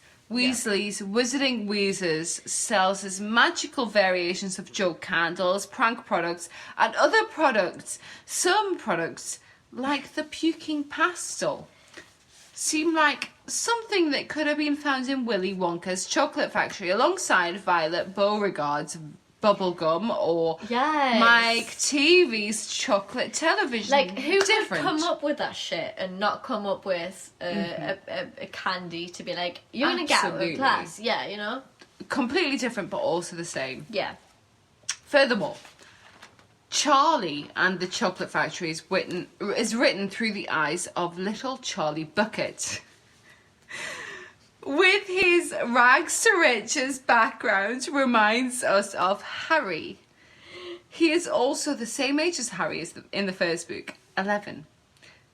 Charlie is a muggle, though so naturally extremely secretive, relentless, offbeat in social deliveries. Do you think Charlie was a muggle born? Absolutely. I completely subscribe to this, by the way. I love this theory. I had this written down as well. Perhaps these who grew up in the wizarding world, after all, the differences between muggles and magic folk would bring each party to believe that the other is peculiar. Yes. And although Willy Wonka seems somewhat of an exaggerated character, perhaps George felt he needed to play a part in some way. Also like the characters Xenophilius, Yes. or Mad-Eye Moody. But also when you think about it, people might often think about playing a character through the act of grief. Absolutely, So they want to yeah. escape this part of them. And that works totally with this episode, yeah. Who's to say that weird in this potentially merged universe is actually weird? Dun dun dun. So playing the part of Willy Wonka would have been a relief to George. Plenty of actors and comedians would have said that there was a great liberation in diving into the minds and the lives of another person through acting. This is exactly what we do, 100%. Oh, always, yeah. And that is that can even help with grief. It does. 100%. It does. Yeah. It does. So fair the context can get dark slightly. When my granddad first died, I actually got into acting, and that's how I got into acting, through my granddad dying. I think most of the acting I got into was actually one of my friends, Steve, that I mentioned earlier on in the podcast. Through some form of trauma, you know. Yeah. It's not how you develop relationships, but it might be how you developed acting. Yeah. And I feel like, I mean, I'd like to think of myself as an alright actor, even now, after the... Absolutely. Yeah. So, yeah. So, perhaps George uses his new personal as a way to deal with the pain of tragically losing his brother, or perhaps George simply became that kooky... J.K. Rowling even said that she believed that George would never have fully been the same without suffering a loss like Fred. Yeah, Additionally, the Oompa Loompas have a backstory that could be fabricated as a bit of folklore towards that they were actually house elves. Who, as we know, love to be in service of their master. We can assume that they would be they would be granted a generous compensation. Yep. And not only by the way of chocolate. Yeah. Considering George's sister-in-law, because I was going to say Granger, Spew, yeah, grows up to work in the Ministry's law enforcement and has been known as Hogwarts to advocate the welfare of house elves. This is like a weird version of Hamilton right now, because Hamilton advocated against slavery. So let's not we're gonna skip a little bit because it goes really in depth. This one really does. However, I hope you're ready for this. Let's not deny the other attributes that the two share. The red hair via the original Gene Wilder version, silly clashing outfits, and a top hat which the giant figure of the Weasleys face outside their store wears. Yeah, 100%. Ivy's also written this. And, when she was talking about the suit in the fan film, I was like, yes. So, I've written down as well, as an extra add-on, sorry guys for this to be the end of the fiction, but we're going to end on an emotional one, is... I've got loads left, but go on. Oh, okay, Baron's got loads. So, after the war... George was unable to produce a Patronus charm because all of his happy memories were with Fred. I mean, that rings true. Yeah. It does. Because I can imagine that being a really, a big struggle. Being oh, you're happy. But, then again, this is where the plot hole is. Harry was this isn't exactly a happy memory, but... I was thinking about my parents when I produced my Patronus charm. Yeah. And he produced one very successfully. Yeah. So, we'll see. I don't think that's a decent enough one. My next one is Ron is Dumbledore. What? This is the end of my fan theories, by the way, so I'm just going to leave that there. Albus Dumbledore is, in fact, Ron Weasley from the future. Oh, I think I read this. Yeah, you will have, because it's come up in every single fan theory for the Weasleys, yeah. So the examples that's provided are the fact that they both have red hair. I mean, Do weak. Yeah, yeah. Dumbledore, as a younger man, has red hair. Oh, he does. Yeah, Yeah. sorry. And they're both obsessed with sweets. I mean, that makes everything, doesn't it? Well, you know what's the best thing is when like Ron's on the train, he's like, Harry gets Dumbledore and he's trying to say, yeah, I've got about 6 of him. Yeah, pretty much that. Where am I? Oh gosh, I've lost it. Right, okay. They are both obsessed with sweets. Dumbledore always seems to be able to predict what's about to happen. I mean, yeah. My next one. Does this mean Ron is technically like a piece of shit? Yeah, pretty much. And Okay. I already thought that anyway. Yeah. So it's fine. My next one. Ron and Hermione get a divorce. I mean, if Dumbledore's gay, then Yeah, right. yeah. So, this goes deep. Oh, okay. So, journalist Jennifer Wright posted this theory on her Twitter. Yeah. They have nothing in common besides the war. Their Literally? relationship is a daily reminder of everything and everyone they have lost. Like, Hermione's so intelligent. Yeah. We're both traumatized is a terrible reason to get married at 18. This is so Yeah. true. This is so true. Yeah, exactly this. I can see how it happens, but I think Hermione would be smart enough to think about this later. So Jennifer isn't the only one who thinks this relationship may have been a little bit of a mistake. J.K. Rowling also herself has previously admitted to having some regrets about the pairing. I mean, we don't like her, but We don't, but she I has a also point. don't love the Hermione Ron Yeah, pairing. I mean, she has a point. Yeah. We'll admit that.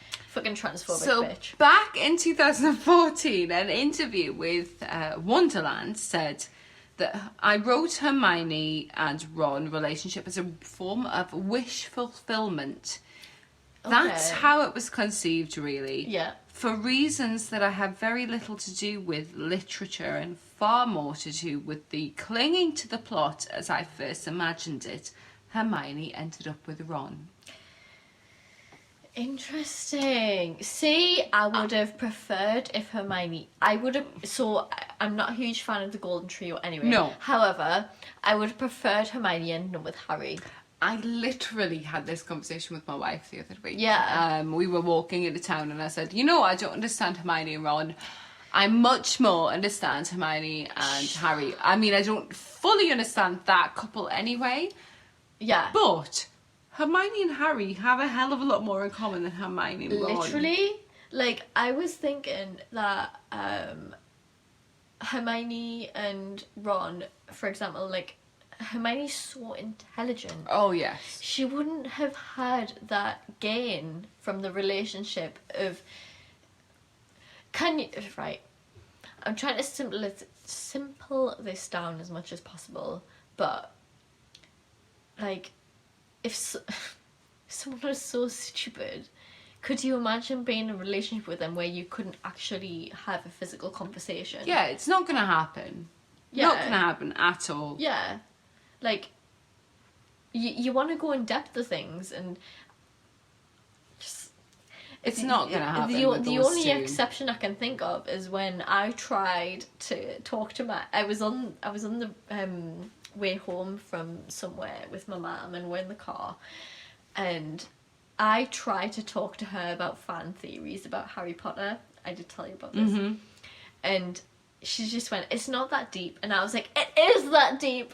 Like, yeah. Yeah, that's exactly Hermione and Ron. Yeah. 100%. It's like a Hermione-Ron relationship at its finest, yeah. Yeah, I understand the want for a Hermione-Ron There's a fulfillment there. ship there, Yeah. absolutely, because it's suggested throughout the entire franchise. Mm-hmm. But also, if you think about it, Hermione has a fulfillment of intelligence. Absolutely. Can you imagine Hermione being part of the ministry and still being in a relationship with Ron? It's not a thing. It's not a fucking thing. Do we know where Ron worked? I don't think we do. Is it mentioned in Cursed Child? Because I've read it once and I can't remember it. I don't remember anything, so maybe not. Should have the book, but yet I don't. I do, but don't remember Yeah, anything. I mean, I'm moving in like a week, and I've cleared my bookshelf, and But also, JK said it was a form of wish fulfillment. oh, there we go then. It's So- not canon. So next, you don't have any more, do you? I have one tiny one. Go for it. So when Fred and George first opened the shop, both of them wanted the other to be the first ones to walk in. Mm-hmm.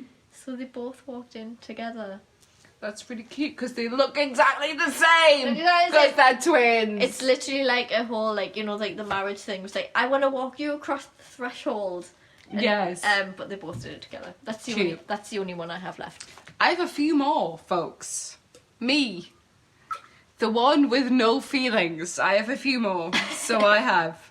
Arthur Weasley was under the Imperious Curse. Oh, I read about this one. So, out of all of the Harry Potter characters, one of the last ones you would expect to be anything bad would be Arthur Weasley. Yep. We first meet the Muggle-loving wizard in the Chamber of Secrets when he announces himself in some style by asking Harry, what exactly is the function of a rubber Rubber duck?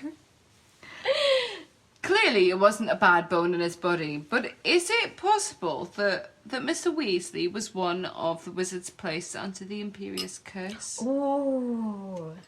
At the same time... Because isn't there that moment with Lucius where he's like... yes. Yeah. Oh, yes. It's like, oh, So- the Ministry had such a problem with that. Yeah. Weasley would have had been of one of the youngest wizards working in the Ministry of Magic, making him an ideal candidate for the the Death Eaters, looking to get a foothold in the organisation. Yeah. The theory also points out that Arthur had a strong hatred for Lucius Malfoy, It is. someone who falsely claimed to be under the Imperious Curse after. But somehow yeah. After Voldemort's fall, yeah. Uh-huh. And as if that wasn't enough, when Ron mentions the Imperious Curse in a defense against the dark arts lesson, Mad-Eye Moody says, "Your father would know all about that one." Yes. Yeah, Do you know? Oh my god! So this is nothing to do with the Weasleys, go. but you know how you said Lucius falsely accused. Was Lucius a really skilled Legimens? I mean, I think so. I tend to think so. Would you not think that Narcissa would be like? Because if we're going off way back when we first started the podcast, and we went on the fan fiction that Narcissa her mind was read by the Dark Lord and sought out, and then Narcissa then decided, I'm going to be a skilled occlumens, like Legimens. I'm going to be skilled at occlumency. Do you not think she would have taught Lucius that? Possibly. Because why wouldn't she? She loves the man. They are soulmates. They should be skilled occlumens together. Both of them, yeah. So, but for Lucius to then lie to the Ministry and be And like, to Snape. and to Snape being like, I was under the Imperious Curse, and they believed him. But then there was that belief that Lucius had this doubt in his mind when Narcissa became pregnant. Oh. I mean, that's hard. There's so much of a deep conversation to have. So little time. We're gonna go into a second episode of the Malfoys, I am more than sure. Absolutely. 'Cause we third and a love fourth and a fifth episode, no doubt. I could honestly spend so much time talking about them. However, we're on about the Weasleys now. Absolutely. So we can conclude at that point that JK wrote this book as trash. As her own personal fulfillment. However, it's brought a lot of us together. It has. It has. It has. But just because she wrote it doesn't mean that she owns it. Absolutely. If you believe something other than canon, that doesn't mean that it's not true. Wolfstar is a very big thing. Snoozius Snoozius is a very big thing. But also, I just think that, like, she gave that right over to us from the first publish of the first book. 100%. Like, And that's not to say that every author does that. Oh, 100%. Like, again, Lucissa was canon, and I love Lucissa. Absolutely. Like, I'm not going to go against that. Like, Lucissa's one of my top ships. However, she just doesn't own the fandom anymore. She's just a piece of shit. She created a fandom of people who fall into certain brackets that she didn't cater for. But I feel like she created a fandom where people felt safe enough to come out and absolutely, and be themselves. And it's this whole story about of coming out and being yourself, coming out of the closet under the fucking stairs, and finding yourself and being who you're meant to be. And then she suddenly goes and says that shite, but we don't listen to that. She is just someone who we don't know anymore. Absolutely. And I know that the author of a series, of a franchise, is important to that franchise. Yeah. However, it's important for that author to know who their franchise actually hits. Yeah. Like, she clearly has not looked into any of it. And it just goes to show, because after she made that comment, the likes of Ivana Lynch, who looked up to JK and even went over to her book signing and went, I want to play Luna and blah blah blah. She spoke out against JK. Yeah. Daniel spoke out against JK, who was the last person who I thought would. Absolutely. He's gained his ultimate respect, his world on a J.K. Rowling franchise. Absolutely. And I think we need to remember that J.K. is not the be all and end all of life. Exactly. She may have created this world, but we own it. Yes. J.K. created the franchise. But the fans we both created struggled. The fandom. We both struggled when them tweets came out. Yeah. As someone who identifies as, I wouldn't say non-binary, because I don't use the term non-binary. I say gender non-conforming, because I will identify as any gender. Yeah. If you think that gender suits me, then that's correct. Like I said before on lives, I really don't care. Yeah. But at the same time, we both struggle in a sense. I remember when it came out, I was messaging Baron. I was like, oh, should we carry on?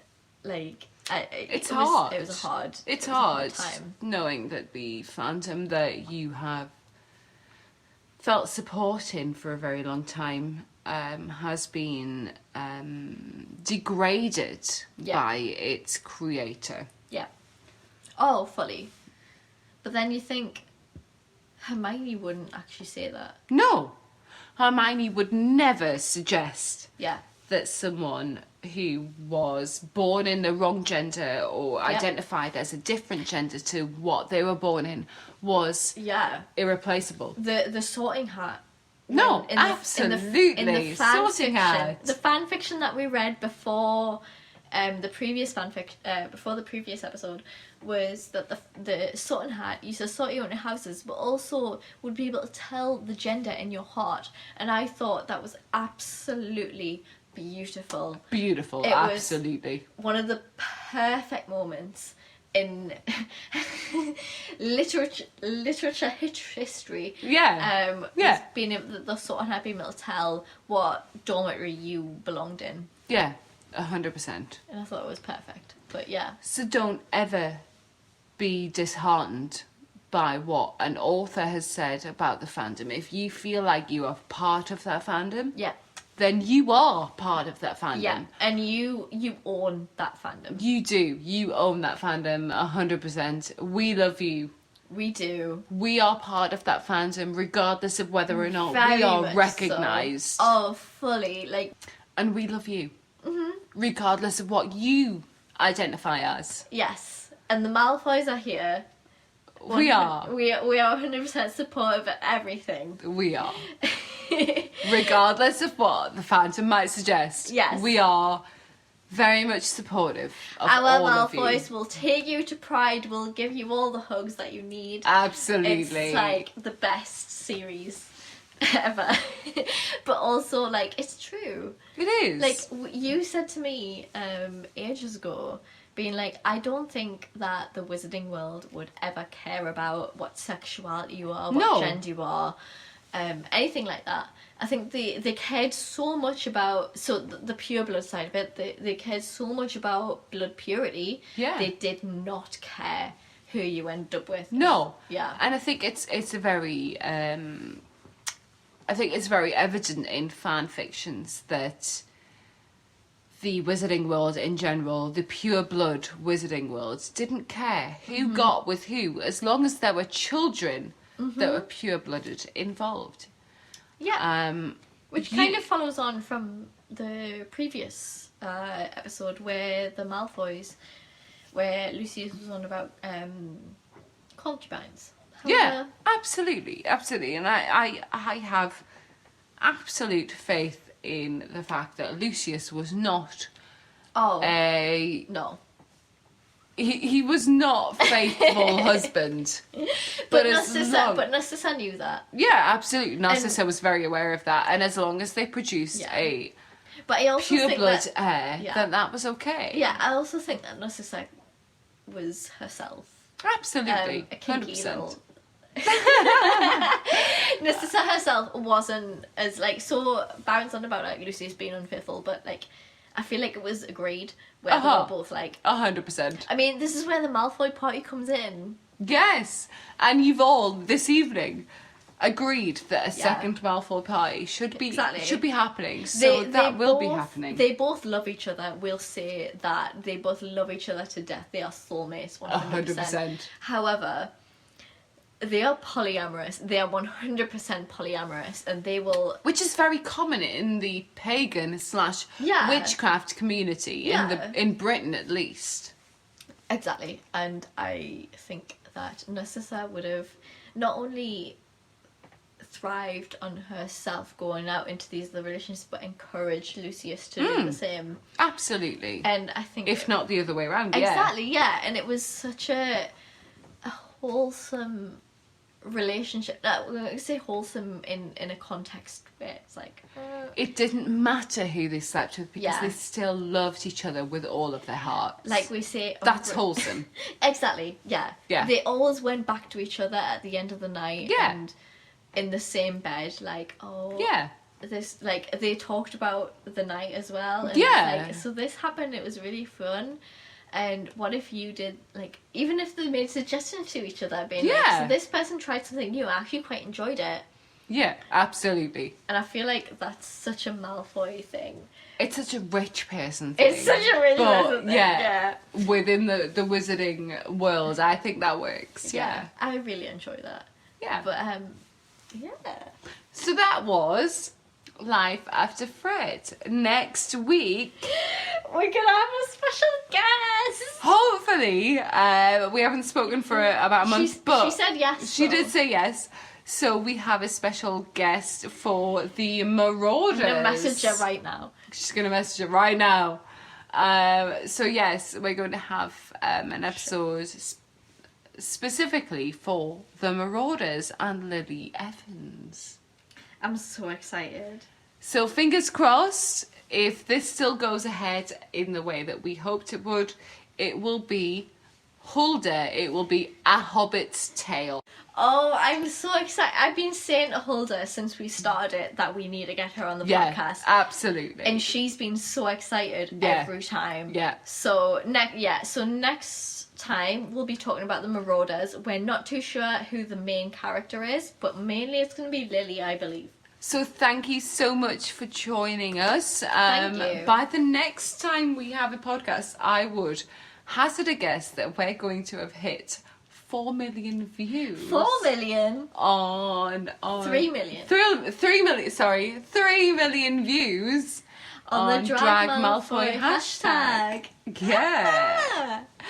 Which is exciting. We've got some very exciting stuff planned. We do, both separately and together. So we've got some exciting shit happening. Yeah.